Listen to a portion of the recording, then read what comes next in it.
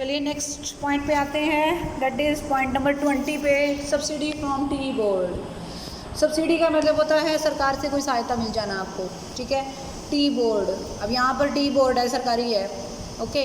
तो अगर आप इंडिया में रहते हैं, इंडिया के मतलब इंडिया के अंदर अगर आप चाय से रिलेटेड कोई कारोबार कर रहे हैं, ग्रोइंग एंड मैन्युफैक्चरिंग, ये नहीं है कि चाय बेचते हैं, चाय बनाते हैं, ग्रो करते हैं। बेचना बात की बात होती है, पहले उसको उगाना होता है। चाय के प्लांट्स होते हैं ना, असम में हमारे यहाँ काफ़ी चाय के प्लांट्स हैं, बागान बोलते हैं हिंदी में इसको। तो इंडिया में ग्रोइंग एंड मैन्युफैक्चरिंग करने के लिए सरकार यानी कि ये टी बोर्ड बना रखा है गवर्नमेंट ने। तो उस टी बोर्ड से अगर आपको कोई सब्सिडी मिलती है, अमाउंट ऑफ एनी सब्सिडी, जो किसके लिए मिलेगी, आपको एक पर्पज़ है, फॉर द फॉलोइंग पर्पज़। क्या? एक तो आप वो पैसा रिप्लांटेशन में और रिप्लेसमेंट में लगाओगे, मतलब उसी टी के कारोबार में ही लगाओगे। दूसरा, जैसे कंसोलिडेशन ऑफ एरियाज़, मान लो छोटे छोटे टुकड़ों पे आप खेती कर रहे हो, अब आप उनको मर्ज कर लेते हो और उस ऑब्वियसली उसमें भी पैसे लगते हैं, कल्टीवेशन के लायक उसको बनाते हो। कहने का मतलब होता है दोनों पर्पज़ टी की मैन्युफैक्चरिंग से रिलेटेड ही हैं या टी की ग्रोइंग से रिलेटेड हैं। तो आप इस पैसे को जो लेते हो और उसको इस्तेमाल अगर यहाँ करते हो तो आपको हाथ में वो पैसा जो आता है वो आपका पूरी तरह से टैक्स फ्री है, जो टी बोर्ड से आपको हेल्प के तौर पे मिला है।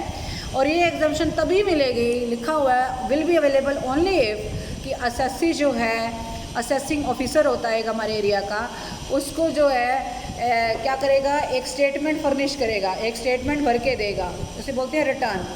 यहाँ रिटर्न का मतलब प्रॉफिट नहीं है बेटा, रिटर्न का मतलब इस स्टेटमेंट से है, यानी कि एक स्टेटमेंट लिख के देगा कि ये मेरी इनकम है, ये मेरा चाय का कारोबार है, मेरे को ये सब्सिडी आई है।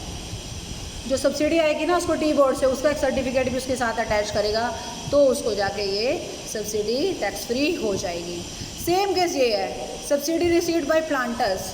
अब आप इंडिया में चाय के अलावा रबर, कॉफ़ी, कार्डमम यानी इलायची और कोई भी ऐसी स्पेसिफिक कमोडिटी जो सरकार ने बोल रखी है, कमोडिटी मतलब वस्तु, अगर उगाते हैं, ये देखो ग्रोइंग एंड मैन्युफैक्चरिंग, अगर उगाते हैं और आपको रबड़ बोर्ड या कॉफ़ी बोर्ड या वो स्पाइसेस, कार्डमम बोला था ना, तो स्पाइस बोर्ड या कोई भी इससे रिलेटेड जो भी कोई कमोडिटी ऊपर आपने देखी होगी, उससे रिलेटेड कोई बोर्ड से अगर आपको कोई सब्सिडी मिलती है और उस सब्सिडी का इस्तेमाल आप उन्हीं 2 तरीके के प्रोग्राम में करते हैं, तो ये सब्सिडी आपके हाथ में टैक्स फ्री हो जाएगी, ओके।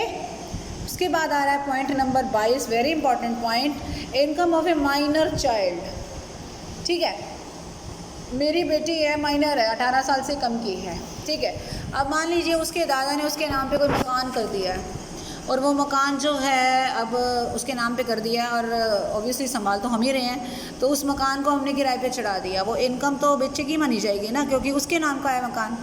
लेकिन क्योंकि वो माइनर है इसलिए सरकार उस पर टैक्स डायरेक्टली नहीं लगा सकती, ठीक है। तो हम क्या करेंगे, अब उस मकान का किराया या मान लो 10,000 रुपये महीने का, तो साल का कितना हो गया, 1,20,000, 12 महीने से मल्टीप्लाई कर दिया। वो 1,20,000 पर मेरी बेटी टैक्स देगी या कौन देगा, सवाल ये पैदा होता है। तो अब उस सवाल का आंसर ये है कि वो 1,20,000 रुपये मेरे या मेरे हस्बैंड के दोनों में से एक पर्सन की इनकम में जुड़ के उसके ऊपर हम लोग टैक्स देंगे, समझे।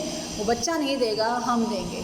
बॉय और गर्ल हो और उसकी एज 18 साल से कम हो और उसकी कोई इनकम हो और उस इनकम को क्यों भाई वो टैक्स नहीं दे सकती, तो हम कौन है, उसके पेरेंट। तो जिसकी भी इनकम में, चाहे मेरे या मेरे हस्बैंड, हम दोनों में से एक पर्सन की इनकम में जुड़ जाएगी और उसके ऊपर हम टैक्स देंगे। और उसके बाद उस पर 1,500 रुपये की हमें छूट भी मिलेगी। इस 1,500 रुपये की मैं बाद में डिटेल बताऊंगी और करके दिखाऊंगी क्वेश्चन आपको कैसे करना है।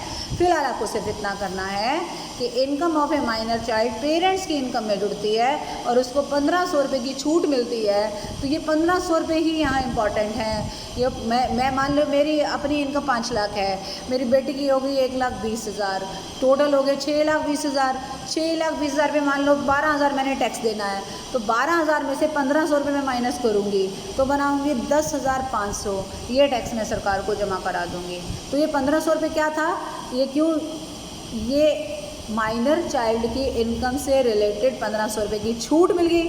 और ये चैप्टर क्या है, छूट का ही तो है, इसलिए आपने इसको यहाँ पे इस तरह से मेंशन करना है। अब मान लीजिए बच्चे की इनकम 1400 रुपये ही है, तो मेरी इनकम हो गई 5 लाख, उसमें 1400 रुपये जुड़ गए, 5 लाख और 1400 हो गए, ठीक है। और उसके बाद 1500 रुपये की छूट है, तो आप 1400 की छूट दोगे या 1500 माइनस करोगे 1400, तो which ever is minimum, total actual amount जिसकी इनकम का है या 1500, जो भी दोनों में कम होगा ना वो माइनस हो जाएगा, यानी कि उसकी छूट हमें मिल जाएगी, ठीक है। वही आपको यहाँ पे दिखाना था। अगला है point 24, dividend income. Dividend income में अभी मैं डिटेल में नहीं कराऊंगी क्योंकि ये अदर सोर्सेज में काफ़ी लंबा चौड़ा इसका टॉपिक आएगा। फिलहाल हम सिर्फ इतना यहाँ जानेंगे कि कोई भी डिविडेंड क्या होता है, जो शेयर होल्डर शेयर्स में पैसा लगाते हैं तो उनके पैसे पर उनको जो डिविडेंड मिलता है वो डिविडेंड क्या टैक्सेबल है या नहीं है। तो डोमेस्टिक कंपनी, ये डोमेस्टिक दिख रहा है आपको, फ्रॉम ए डोमेस्टिक कंपनी, अगर कोई घरेलू कंपनी है यानी इंडियन कंपनी है और उससे मुझे अगर कोई डिविडेंड मिला है तो वो डिविडेंड मुझे टैक्स फ्री है, मुझे पैसा उसके ऊपर कोई टैक्स नहीं देना। सिर्फ इतना आपको फ़िलहाल लिखना है इस पेज पे। उसके बाद आगे चलें, अब ये वाले पेज पे आ जाते हैं।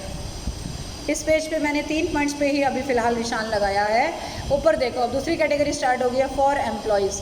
मैंने मेंशन कर दिया है सैलरी वाले बंदे, ठीक है। हालांकि बहुत सारे पॉइंट्स हैं, लेकिन वो बहुत सारे पॉइंट्स में ना हर उसमें ये लिखा हुआ है कि हम लोग सैलरी के चैप्टर में पढ़ेंगे या सैलरी के चैप्टर में पढ़ेंगे।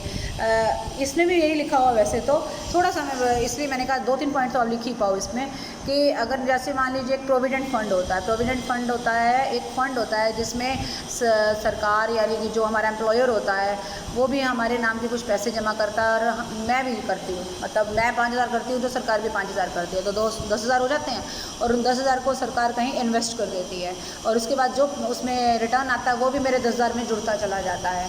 इसे प्रोविडेंट फंड कहा जाता है और ये मुझे रिटायरमेंट के बाद मिलेगा।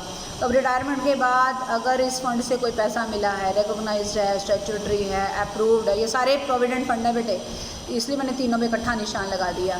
इस तरीके के प्रोविडेंट फंड से अगर कोई भी पैसा आपको रिटायरमेंट के समय मिलता है तो वो आपका टैक्स फ्री है, ठीक है। फिलहाल इसको इतना ही करना है। उसके बाद हम आगे चलते हैं, आगे इस पेज पे।